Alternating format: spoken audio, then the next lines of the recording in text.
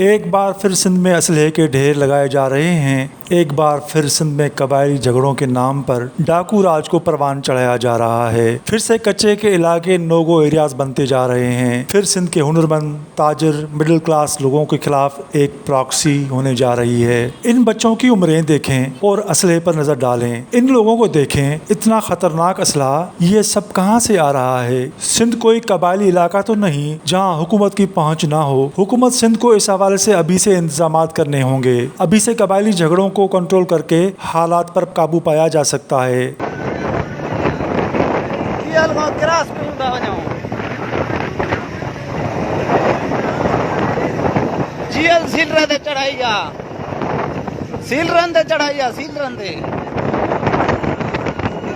کیا حکومت سندھ اس حوالے سے بے بس ہے؟ اگر ایسا ہے تو اصل صورتحال سے عوام کو آگاہ کرے۔ حکومت سندھ کو اس حوالے سے کسی سستی کا مظاہرہ نہیں کرنا چاہیے۔ یہ وبا سندھ میں اگر دوبارہ پھیلی تو اغوا برائے تاوان کی ایک ایسی بے رحمانہ لہر اٹھے گی جس کو روکتے روکتے کئی گھر اجڑ چکے ہوں گے۔ سندھ میں ہونے والی ترقی کو بریک لگ جائے گا۔ سماج کو بہتر اور جمہوریت کو بچانے کی باتیں جان بچانے کی باتوں میں تبدیل ہو جائیں گی۔ یہ سندھ کے اندر سے ہونے والا حملہ بہت خطرناک ہے جو ہمیں 1980 کی دہائی کی طرف واپس لے جائے گا۔ حکومت سندھ جاگے، اس سے قبل کی یہ چنگاری آگ بن کر بہت کچھ بھسم کر دے۔